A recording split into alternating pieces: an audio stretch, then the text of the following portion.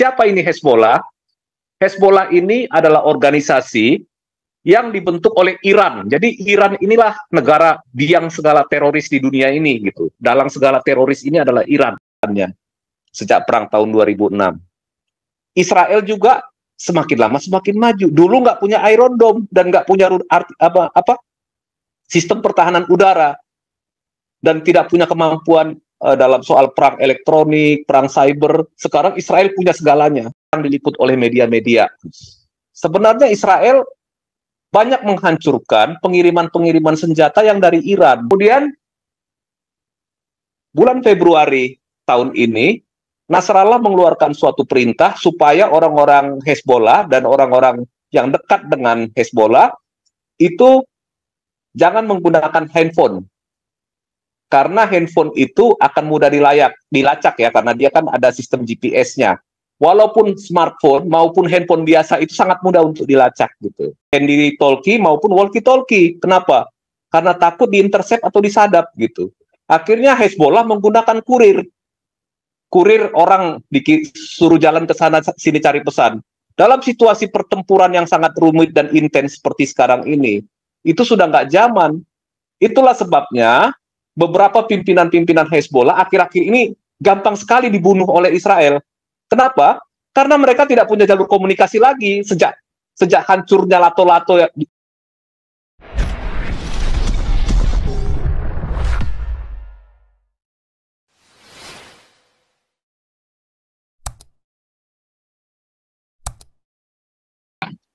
Ayo, belum jadi co-host ya? Ya, oh, udah. Salam makan babi. Salam makan babi. Tes suara. Merdu. Oke, jadi pertama kita harus lihat begini ya. Ini masalah Hezbollah ini. Tanggal 7 Oktober itu Hamas menyerang Israel Selatan, masuk ke arah kibuts-kibuts yang ada di sekitar Erez, ya, di sekitar Karim Shalom, melakukan pembantaian, pembunuhan terhadap para pemukim di kibuts yang ada di Israel di wilayah selatan itu. Mereka membunuh orang di festival musik Nova, kemudian membunuh orang-orang di rumah-rumah, membunuh anak kecil, memenggal kepala, memperkosa wanita sesuai dengan perintah dari ajarannya dia kan. Kemudian juga yang paling mengerikan adalah memanggang bayi dalam oven. Nah, itu yang mereka lakukan di tanggal 7 Oktober. Nah, sampai sekarang peristiwa pembantaian orang-orang Yahudi di tanggal 7 Oktober itu belum pernah dijadikan satu pembahasan dalam Dewan Keamanan PBB, apalagi Majelis Umum. Jadi seolah-olah nyawa bangsa Yahudi itu boleh dibunuh sama orang-orang Muslim ini gitu. Dan itu halal gitu. Kenapa? Argumentasinya karena Yahudi atau negara Israel adalah negara penjajah gitu ya. Nah, walaupun kita nggak tahu yang mana daerah yang dijajah gitu kan. Kita tahu kan Gaza kan wilayah Mesir. Kemudian tepi barat atau Yudea dan Samaria itu kan dulu kan sempat dikuasai oleh Yordania. Terus apakah ada negara Palestina pada waktu itu? Nggak ada. Negara Palestina, bangsa Palestina itu bangsa fiktif. Nggak pernah ada. Mau buktikan lagi? Cari bahasa Palestina. Ada nggak bahasa Palestina? Nggak ada. Yang ada bahasa Arab. Jadi orang Palestina adalah orang-orang Arab yang datang ke tanah Israel, ke tanah perjanjian. Nah, ini satu yang nggak dimengerti oleh si Retno ini, kan gitu kan. Nah, kemudian kita lihat mengenai Hezbollah. Tanggal 7 Oktober Israel diserang. Tanggal 8 Oktober, Hezbollah menyerang Israel Utara dengan roket-roket Katyusha. Ya. Alasannya apa? Alasannya untuk menunjukkan solidaritas kepada apa yang dilakukan oleh Hamas di Israel Selatan. Itu alasannya gitu. Sementara yang sepengetahuan kita, Israel dengan Lebanon tidak punya perselisihan, baik itu perselisihan politik, baik itu perselisihan masalah penguasaan tanah, baik itu perselisihan mengenai sumber daya, tidak ada. Tidak ada, walaupun katanya Hezbollah dulu tanah pertanian Ceba di utara Israel itu adalah punya Lebanon. Tetapi Sheba adalah bagian dari dataran tinggi Golan yang direbut Israel dari Suriah. Nah, ini yang selalu dijadikan alasan. Tetapi pada prinsipnya Lebanon dengan Israel tidak punya masalah. Nah, Israel punya masalah dengan Hezbollah. Siapa ini Hezbollah? Hezbollah ini adalah organisasi yang dibentuk oleh Iran. Jadi Iran inilah negara biang segala teroris di dunia ini gitu. Dalang segala teroris ini adalah Iran. Sesudah pasca revolusi Iran di tahun 1979 yang menghancurkan dan mengusir keluarga Shah Iran. Khomeini dan kelompok Islam Syiah Iran itu pengen menguasai Timur Tengah. Tetapi ketika mereka mau menguasai Timur Tengah, mereka harus mengusir pengaruh Amerika dan pengaruh Barat. Terutama Israel yang dianggap sebagai sekutu Amerika dan sekutu Barat yang memiliki suatu negara yang memiliki kedaulatan di Timur Tengah. Itu yang mereka harus musnahkan. Apa yang diterima oleh Amerika itu di tahun 1983 260 lebih marinirnya terbunuh ketika bom mobil diluncurkan oleh Hezbollah. 65 prajurit Prancis juga terbunuh. Kemudian juga kedutaan Amerika di Beirut juga diserang. Padahal waktu itu Amerika ditugaskan oleh PBB untuk menjaga perdamaian di Lebanon pasca Perang Saudara. Karena pada tahun 1982 itu Lebanon terjadi Perang Saudara ketika pengaruh-pengaruh Islam radikal dan pengaruh Islam Syiah udah mulai masuk dari Iran dan berkuasa di Lebanon. Dulu, Lebanon itu adalah negara dengan mayoritas Kristen. Sekitar 55% sampai 60% penduduknya adalah orang Kristen Maronit pada waktu itu. Kemudian pengaruh Kristen ini terdesak pelan-pelan akibat migrasi dari negara-negara Arab dan dari negara-negara Timur Tengah lainnya. Karena pada saat itu, di tahun 1960 sampai 1970-an, Lebanon adalah negara paling makmur di Timur Tengah. Di Beirut dulu ada kasino, ya, ada night club, ada juga ya pantai, ya seperti di Bali yang di mana orang bebas berenang, ya. Orang-orang Eropa banyak datang ke Lebanon untuk berlibur. Makanya Beirut itu disebut sebagai mutiara dari Timur Tengah. Kota yang paling toleran, kota yang paling maju, kota yang paling sejahtera. Kedatangan orang-orang Muslim inilah yang menghancurkan Lebanon. Terjadilah Perang Saudara pada waktu itu. Beberapa kelompok-kelompok Islam itu menyerang Kristen Maronit yang di sana mayoritas. Jadi bergabunglah pada waktu itu untuk memerangi orang Kristen, itu adalah kelompok Syiah, Sunni, dan kelompok-kelompok lainnya. Dan juga jangan lupa PLO. Ya. Yang terjepit pada waktu itu di sana adalah Israel, kelompok-kelompok Kristen Maronit, dan Druze. Druze ini sebenarnya orang Muslim juga, tetapi mereka lebih berpegang teguh kepada tradisi kesukuannya gitu. Nah, terjadi Perang Saudara di tahun 1975, pecah gitu ya. Nah, sejak itulah Lebanon hancur. Sampai sekarang ini, ekonominya nggak pernah pulih, akibat kedatangan orang-orang sebelah ini juga gitu. Pokoknya orang sebelah ini kemanapun mereka datang bukan membawa kemajuan dan kemakmuran, tapi kesengsaraan dan penderitaan dan kemiskinan.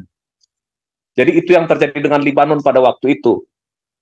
Sampai akhirnya Israel terpaksa harus mengejar teroris-teroris Palestina dan PLO ini yang kerap kali melakukan serangan teror di tepi barat dan utara Israel yang lari ke Lebanon Selatan. Akhirnya tahun 1982 terjadilah pecah perang Lebanon I, di mana Ariel Sharon harus menginvasi Lebanon, ya, sampai ke kota Beirut dan berhasil mengusir orang-orang Palestina dan orang-orang PLO maupun teroris-teroris Arab lainnya dan teroris-teroris Muslim lainnya ke arah jauh ke utara gitu ya. Kemudian PBB bersidang, tekanan terhadap Israel itu menguat, akhirnya Israel mundur ke wilayah selatan, tetapi dia menjaga wilayah Lebanon Selatan itu tetap dia kuasain. Ya. Kemudian Israel mulai secara bertahap menyerahkan kendali di Lebanon Selatan, yaitu dari perbatasan Israel dengan Lebanon sampai Sungai Litani, kepada tentara Lebanon Selatan. Ini milisi Lebanon, bentukannya Israel, yaitu orang-orang Kristen Falangis dan Druze, ya, berkumpul di situ. Tetapi kelihatannya akhirnya Israel harus menarik diri pelan-pelan, ya. Karena apa? Karena tekanan internasional, karena tekanan Amerika yang berkuasa waktu itu Partai Demokrat, ya. Akhirnya Ariel Sharon terpaksa mundur dari Lebanon Selatan kembali ke wilayah Israel gitu, dan menyerahkan itu kepada pemerintah Lebanon. Tetapi yang terjadi adalah sejak Israel mundur, kasusnya itu adalah sama dengan Gaza. Wilayah selatan yang tadinya mayoritas Kristen itu kembali dikuasai oleh Hezbollah, dan mereka membangun segala macam persenjataan di sana.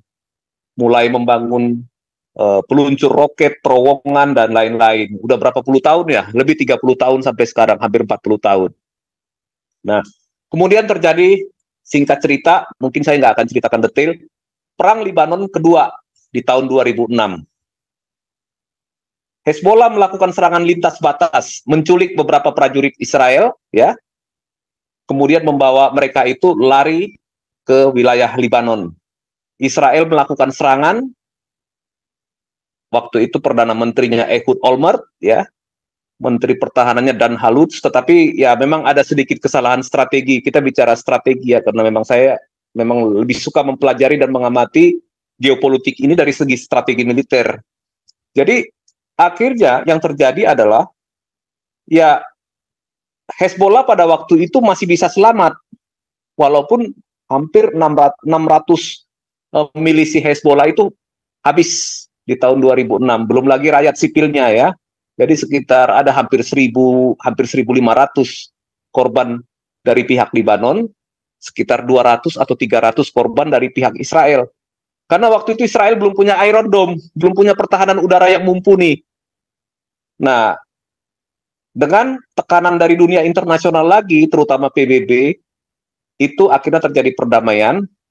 Tapi ada dua resolusi yang harus ditaati oleh kedua belah pihak. Masing-masing menarik diri ke wilayahnya masing-masing. Kemudian Israel minta, dan itu disetujui loh, ditandatangani oleh Lebanon, supaya Hezbollah mundur ke utara Sungai Litani. Itu yang pertama. Kemudian yang kedua adalah demilitarisasi dari wilayah perbatasan. Artinya tidak boleh ada bentuk persenjataan yang dimiliki oleh Hezbollah di wilayah perbatasan, yaitu resolusi 5775. Yang pertama resolusi 17001. Nah, kedua resolusi ini tidak dilakukan oleh pemerintah Lebanon maupun pasukan UNIFIL di sana. Jadi pasukan UNIFIL di sana itu ya makan gaji buta, mentang-mentang gaji dari PBB itu besar, berlomba-lomba menjadi pasukan UNIFIL, ya, termasuk dari Konoha ini, tapi mereka nggak melakukan apapun untuk menjaga perdamaian. Bahkan yang paling disayangkan itu adalah Hezbollah membangun tempat penyimpanan senjata dekat dengan markas pasukan UNIFIL di Lebanon Selatan. Coba itu bayangkan. Tetapi pasukan UNIFIL di situ tidak pernah memberikan laporan yang benar kepada PBB tentang militerisasi Lebanon Selatan ini. Nah, ini yang dirasa tidak adil oleh Israel, di mana justru pasukan PBB ini seolah-olah menyembunyikan kegiatan kegiatan pembangunan militer besar-besaran, kegiatan persenjataan besar-besaran yang ada di wilayah Lebanon Selatan. Bukan berarti Israel minta UNIFIL harus berperang buat membela Israel, bukan. Tapi ya paling tidak UNIFIL bisa memberikan laporan yang benar kepada PBB, tapi tidak ada, itu nggak pernah ada. Jadi resolusi 17001 itu dan 5775 itu nggak pernah dilaksanakan. Nggak pernah dilaksanakan oleh pemerintah Lebanon dan dunia internasional. Ya. Kemudian kita akui Hezbollah semakin lama semakin kuat. Persenjataannya semakin beragam, ya. Karena dari 2006 sampai sekarang dia bisa ada sekitar hampir 20 tahun ya. 20 tahun lebih dia bisa membangun persenjataannya sejak perang tahun 2006. Israel juga semakin lama semakin maju. Dulu nggak punya Iron Dome dan nggak punya sistem pertahanan udara dan tidak punya kemampuan dalam soal perang elektronik, perang cyber. Sekarang Israel punya segalanya. Apa yang terjadi sekarang? Mungkin Hezbollah masih berpikir dia bisa menyatakan diri sebagai pemenang perang seperti tahun 2006, walaupun sebenarnya secara definitif tahun 2006 tidak ada pemenangnya perang itu. Tetapi waktu itu Lebanon ya berkotek-kotek ke seluruh dunia, terutama Hezbollah ini mengatakan bahwa mereka telah mengalahkan Israel. Jadi Lebanon menggunakan strategi yang sama seperti yang dia gunakan di tahun 2006. Nah, tetapi kalau kita lihat Hamas itu punya kelebihan dalam jaringan terowongan yang rumit di wilayah Gaza. Nah, taktik yang dilakukan oleh Israel, dia akan mengepung wilayah-wilayah sedikit demi sedikit untuk menghancurkan atau menonaktifkan kemampuan terowongan ini dipakai sebagai apa? Sebagai perlintasan maupun sebagai penyimpanan senjata oleh Hamas. Jadi satu persatu ketika daerah-daerah itu kita lihat kan, Israel itu dalam perang Gaza menggunakan kayak semacam strategi lompat dari satu wilayah ke wilayah lain. Jadi tentara IDF itu tidak pernah menguasai satu wilayah itu secara permanen. Begitu dia kuasain, tinggalkan. Kalau di situ tiba-tiba nanti muncul lagi, dia akan kembali masuk ke wilayah itu. Pertama itu untuk menghemat jiwa prajuritnya dia, ya. Kemudian juga untuk menghemat tenaga dan amunisi. Jadi Israel itu berperang dengan secara efektif dan efisien. Nah, kemudian kalau kita lihat Hezbollah, dia punya kelebihan dari persenjataan. Dia punya roket-roket dalam jumlah yang banyak, punya rudal jelajah dan rudal balistik jarak menengah, tapi ya jarak sampai 100, 200 sampai 300 kilo lah paling jauh gitu. Kemudian dia juga punya drone, ya. Jadi Hezbollah itu punya persenjataan yang jauh lebih kuat. Beda dengan Hamas. Hamas mungkin jauh lebih sederhana, tetapi dia punya jaringan terowongan yang lebih rumit. Hezbollah juga punya terowongan, tetapi tidak terlalu serumit terowongan yang ada di Gaza. Cuman dia terowongannya mungkin lebih besar dan lebih canggih, karena mungkin sebagian dipakai untuk penyimpanan senjata. Nah, beberapa bulan terakhir ini jarang diliput oleh media-media. Sebenarnya Israel banyak menghancurkan pengiriman-pengiriman senjata yang dari Iran.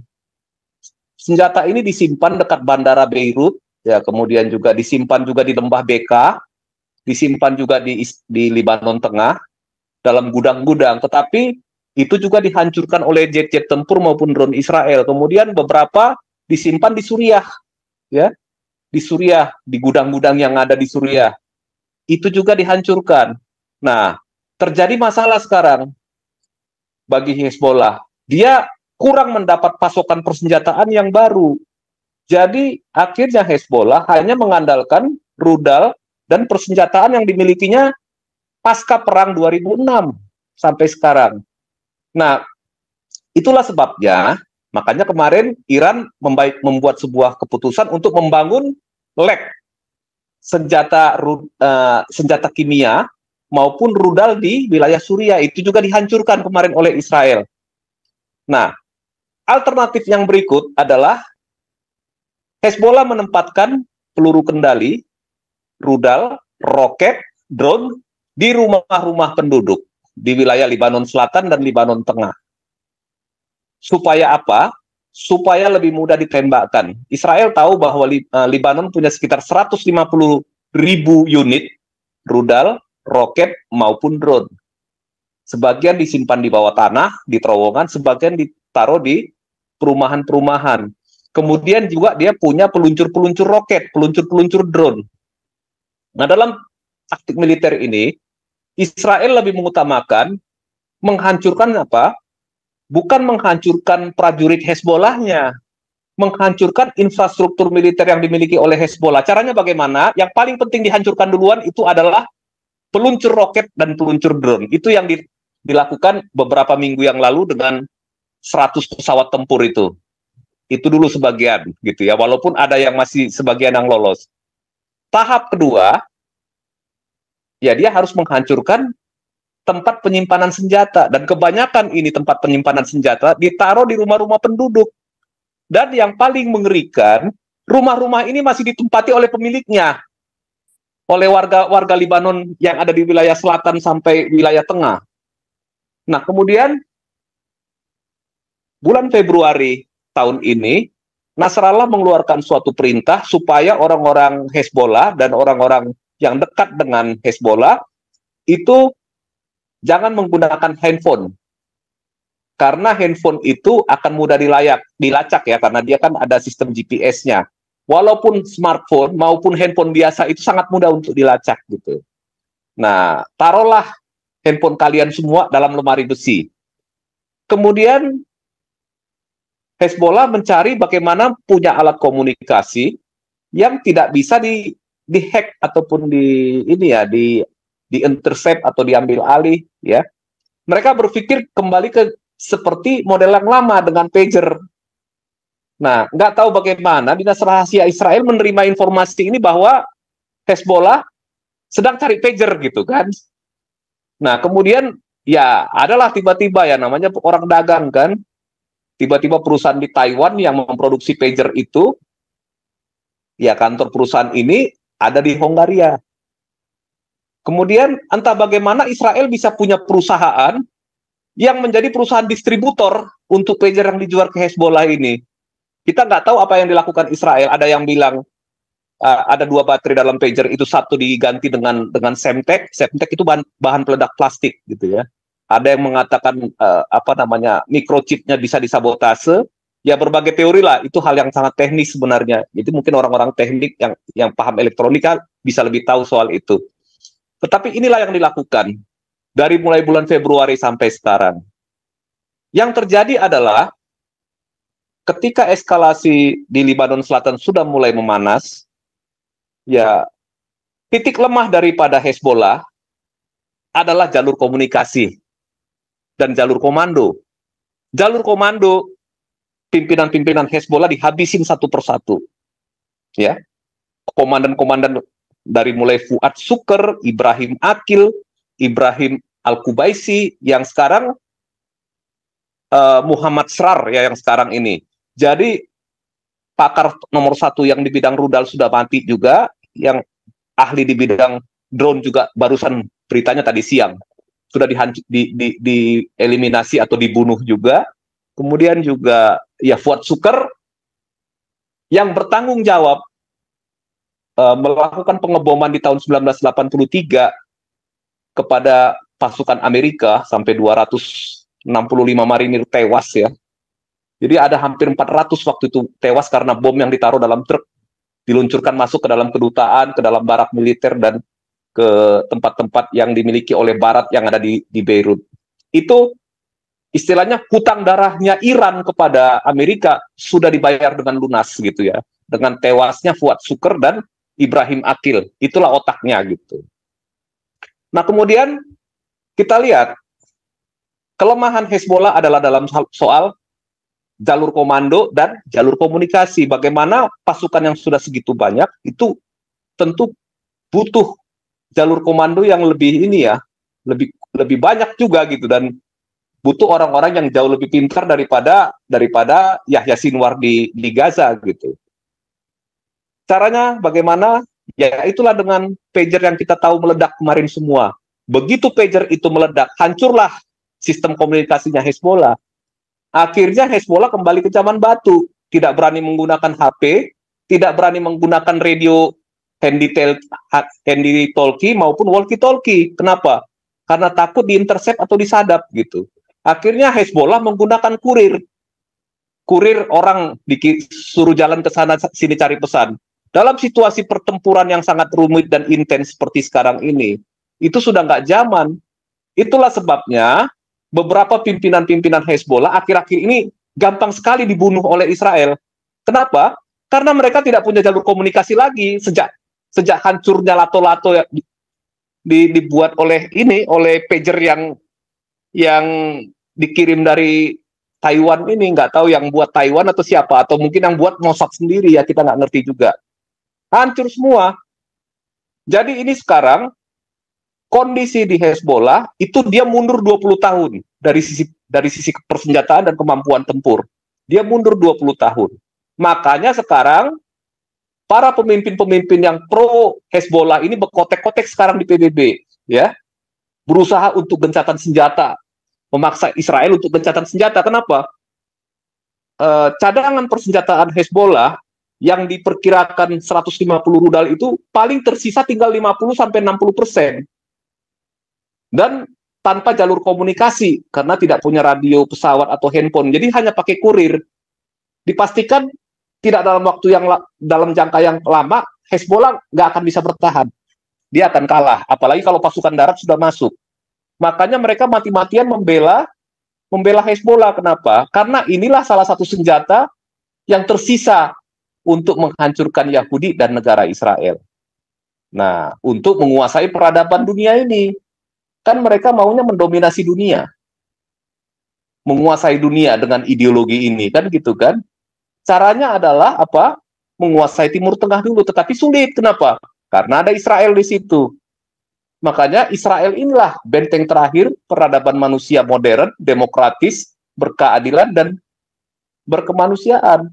Tanpa ada Israel di sana menahan perkembangan ideologi yang sangat kejam yang mau menguasai peradaban manusia ini, maka seluruh peradaban tidak akan terselamatkan, akan kembali ke zaman batu atau ke abad ke-6 di mana orang dipaksa harus ikut, bayar jizyah, atau dipenggal seperti zaman perang Padri. Gitu. Jadi melihat apa yang terjadi sekarang ini, ya untunglah ada Israel yang menjaga peradaban manusia yang normal gitu. Bukan peradaban manusia di mana orang masih cebok pakai 3 batu gitu. Dan dan minum kencing onta gitu.